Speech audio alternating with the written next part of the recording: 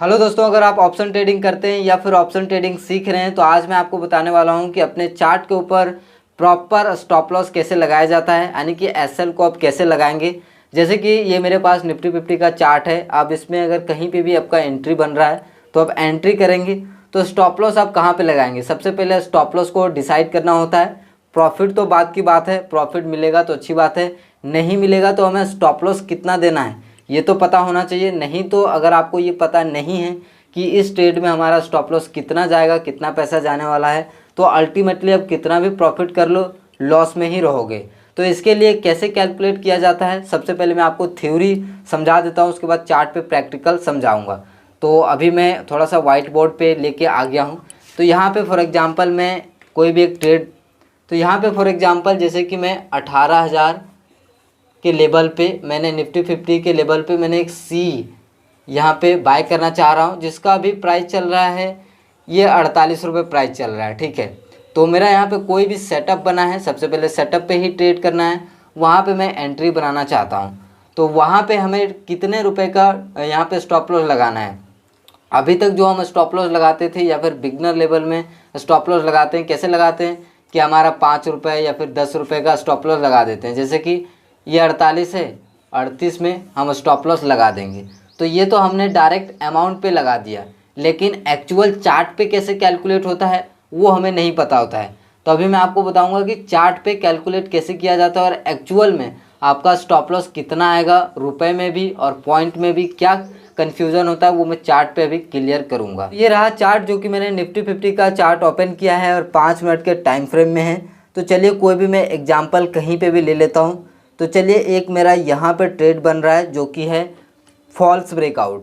False breakout और true breakout के ऊपर वीडियो कल आएगा, देख लीजिएगा, आपको भी समझ में आ जाएगा। तो यहाँ पे हमारा ट्रेड बन रहा है। तो सबसे पहला काम हम ये करेंगे कि हमें यहाँ पे एक शॉर्ट पोजिशंस लेना है। शॉर्ट पोजिशंस में लेना है, ट्रेड हमारा यहाँ पे बन रहा है तो इसको हम यहाँ पे लगा देंगे। तो देखिए जो भी हमें स्टॉप लॉस होता है वो इस हिसाब से डिसाइड करना होता है कि आप कौन सा स्ट्राइक प्राइस चूज़ कर रहे हैं। स्ट्राइक प्राइस 3 तरह के होता है, एक आईटीएम होता है, दूसरा ओटीएम होता है और तीसरा एटीएम होता है, यानी कि in the money, at the money और ओटीएम होता है। ठीक है, यानी आउट ऑफ द मनी। ठीक है, तो इसमें से आप कौन सा स्ट्राइक प्राइस चूज़ कर रहे हैं उसके हिसाब से डेल्टा को मल्टीप्लाई करना होता है, तब जाके हमारा जो है स्टॉप लॉस निकल के आता है। लेकिन इतना मैं कैलकुलेशन आपको समझाने वाला नहीं हूँ क्योंकि ये ऑप्शन चेन का पार्ट है, तो किसी और वीडियो में ऑप्शन चेन में ये सारा चीज़ कवर कर देंगे। फिलहाल मैं आपको डायरेक्टली अगर ऐट द मनी क्या होता है, अगर आप ये भी नहीं जानते हैं तो यूट्यूब पे और आप कोई भी वीडियो देख लीजिएगा, ऐट द मनी क्या होता है सीख जाएंगे। तो ऐट द मनी पे अगर आप ट्रेड करते हैं, और ऐट द मनी पे ट्रेड करना चाहिए, ओटीएम कभी भी बाय नहीं करना चाहिए। पहली बात, अगर आप ओटीएम बाय करते हैं तो आप प्रॉफिट भूल जाइए, हमेशा लॉस ही लेके जाएंगे। तो एटीएम बाय किया करिए या फिर आईटीएम बाय किया करिए। तो फॉर एग्जांपल अगर आप एटीएम बाय करते हैं, मैं भी यहाँ पे एटीएम बाय करता हूँ। एटीएम मतलब ऐट द मनी में। अब ऐट द मनी में मान लीजिए प्राइस यहाँ पे चल रहा है कि 18,547 चल रहा है, तो इसका पुट का ऐट द मनी क्या होगा, 18,500, यही तो होगा ऐट द मनी।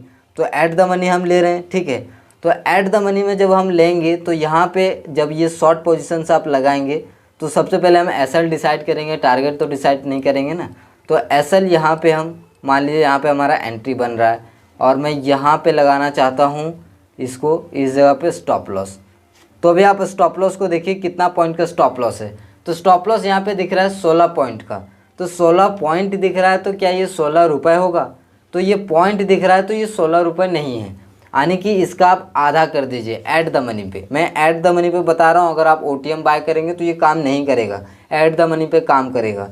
तो सिर्फ अब 16 को क्या करेंगे, 2 से भाग दे देंगे तो कितना आ रहा है 8, यानी कि ऐट द मनी के ऊपर अगर आप इस कैंडल के ऊपर अगर आपका ये ट्रेड गलत हो जाता है, मान लीजिए यहाँ से नीचे चला गया, अगर ये ग्रीन बना के ऊपर चला जाता और यहाँ पे जो आपका ये दिख रहा है इसके ऊपर चला जाता तो आपका कितना स्टॉप लॉस जाता, 8 रुपये का।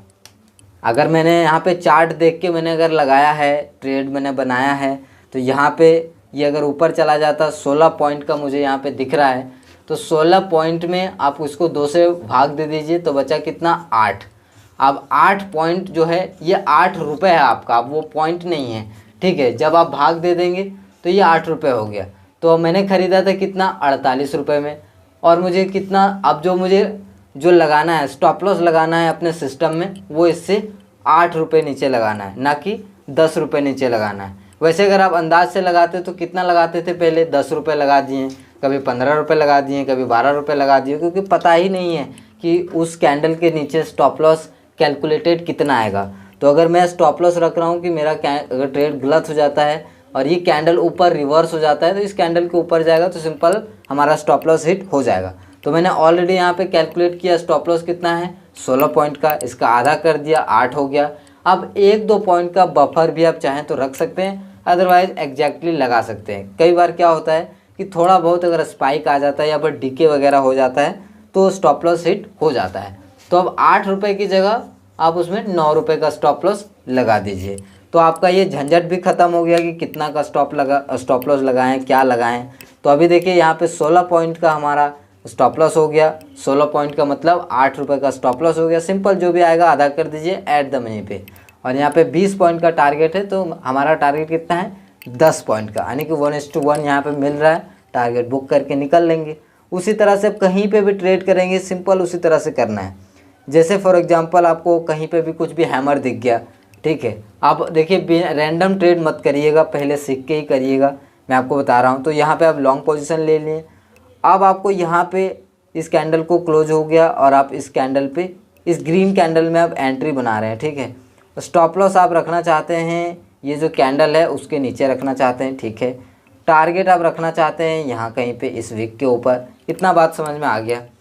आप यहाँ पे अब क्या देखेंगे, अब इस पर एक बार टैप करिए। मेरा स्टॉप लॉस आ रहा है 7 पॉइंट का। तो क्या मैं स्टॉप लॉस जहाँ पे मैंने ऐट द मनी बाय किया है, क्या उस जो भी बाइंग प्राइस है उससे 7 रुपये नीचे लगा दें? नहीं, बिल्कुल भी नहीं। हमारा स्टॉप लॉस कितना आ रहा है 7 रुपये। तो 7 रुपये का हम आधा करेंगे तो कितना आ रहा है 3.5 रुपये। तो थोड़ा बहुत बफर हम ले सकते हैं, 4 रुपये या 5 रुपये का स्टॉप लॉस रख सकते हैं। तो हम यहाँ पे स्टॉप लॉस 7 रुपये का नहीं लगाएंगे, जबकि अगर ये ट्रेड गलत हो जाता है, कैंडल नीचे आ जाता है, तो हमारा ऑटोमेटिकली यहाँ पे 4 रुपये में स्टॉप लॉस हिट हो जाएगा। तो यहाँ पे जैसे ही कैंडल आएगा स्टॉप लॉस हिट हो जाएगा, 4 रुपये ऑटोमेटिकली लगा है। माइंड में रखने की ज़रूरत कुछ भी नहीं है, आप सिस्टम पे लगा सकते हैं प्योर एक्यूरेटली। तो इस तरह से स्टॉप लॉस और टारगेट को हम जो है अपने ट्रेड पे लगाते हैं। अगर वीडियो में कुछ समझ नहीं आया मुझे नीचे कमेंट करके बता दीजिएगा, कोशिश करूँगा इसके ऊपर और वीडियो बनाने की, ताकि आपके माइंड में जो भी क्वेश्चंस होगा क्लियर हो जाएगा। इस तरह का वीडियो जनरली यूट्यूब पे मिलते नहीं है कि स्टॉप लॉस को कैसे कैलकुलेट किया जाता है, क्या किया जाता है। और प्लीज़ आप OTM बाय मत करिएगा। OTM में कभी भी पैसा नहीं बनता है। कोशिश करिए ऐट द मनी।